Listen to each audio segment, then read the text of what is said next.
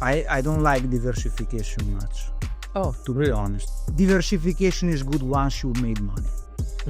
I like cash flow. I will never exchange it for anything else. I had a 6-figure investment in one stock.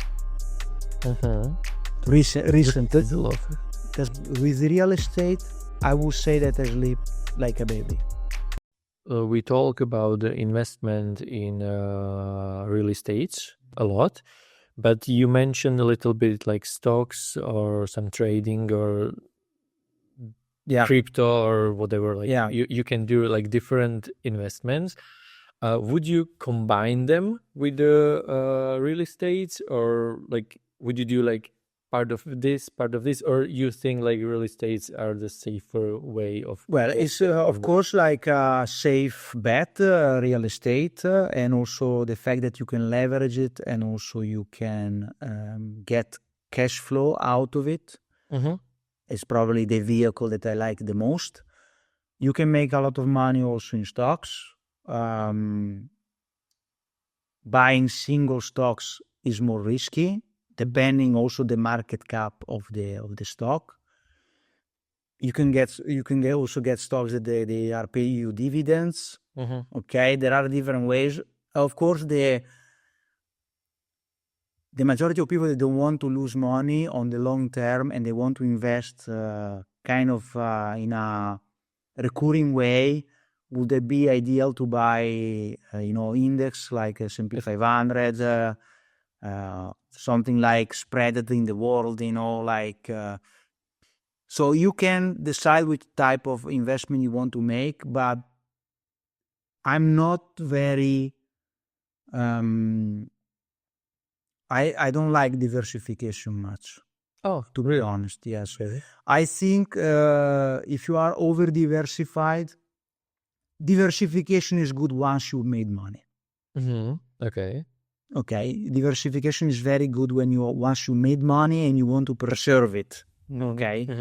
But to gain money and to multiply money, you need to focus on one thing at a time. Okay. And also, so the majority of my investment were in real estate.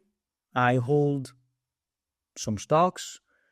I hold crypto too, but the kind of the percentage of the wealth that I'm building is more towards real estate. The majority, I try to keep less money in the bank as possible, but since we are going into certain like market structure right now, probably I would also hold cash a bit, just to be prepared in case there are opportunities, both in real estate but also in on the stock market. So it again, it's really it depends where you are at. If you are like in the bottom of the cycle of the market, holding cash is completely like pointless.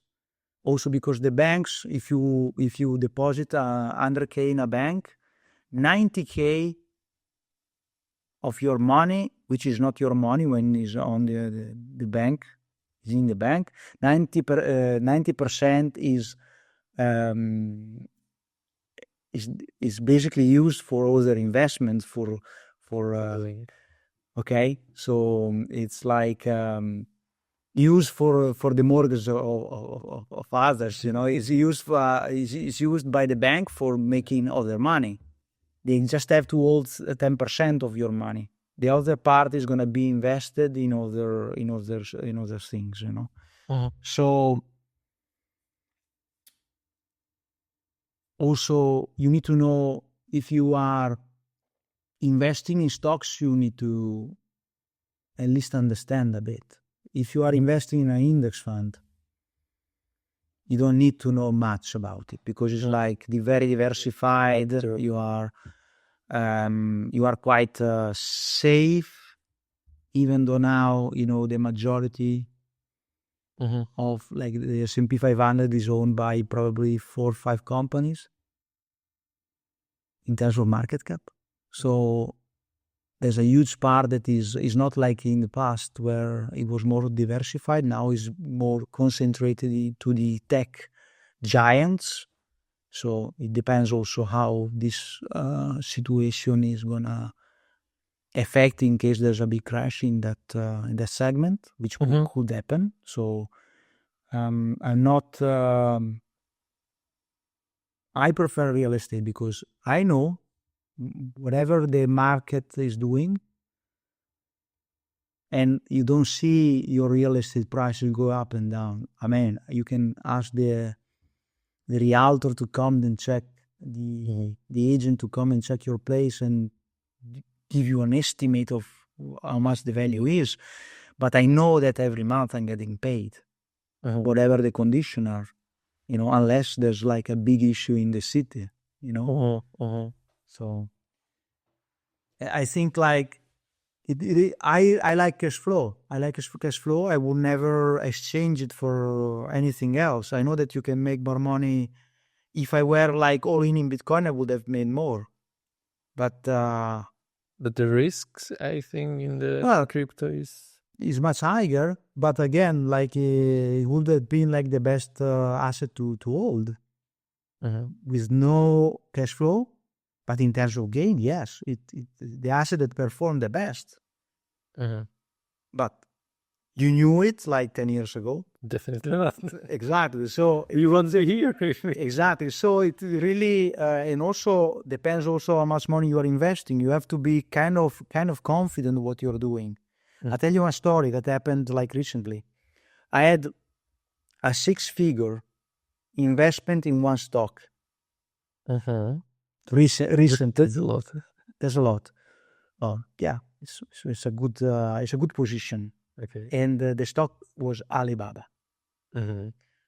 I was in profit, and I basically raised my stop loss because, of course, when you invest in stock, in anything you invest, you need to know what if it goes in the other direction, okay? So the risk reward has to be kind of defined before you do the investment. So my strategy was, as soon as I am in profit, I raise my stop loss, which was not an hard stop loss. Okay?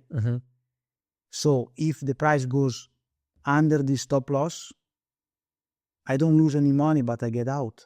Okay. What happened? I got out in 2 weeks, 3 weeks. Now it's 60% higher. I would have made. So it just went a little bit down. You were out, and then it went up. Yeah, it sucks. Yeah, big time. But I stick to my gun. I stick to my rule. It sucks because I could have made like 80, 90K. I don't know the exact figures in 2 weeks time, 3 weeks time.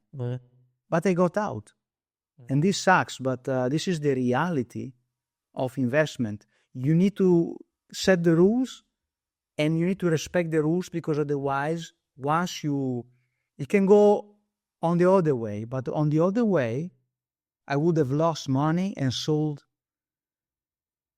panic sold, and lost hard money that I earned, So this is also the emotion side of the investment is very important, because especially when you have big position, the risk is high. With real estate, I would say that I sleep like a baby.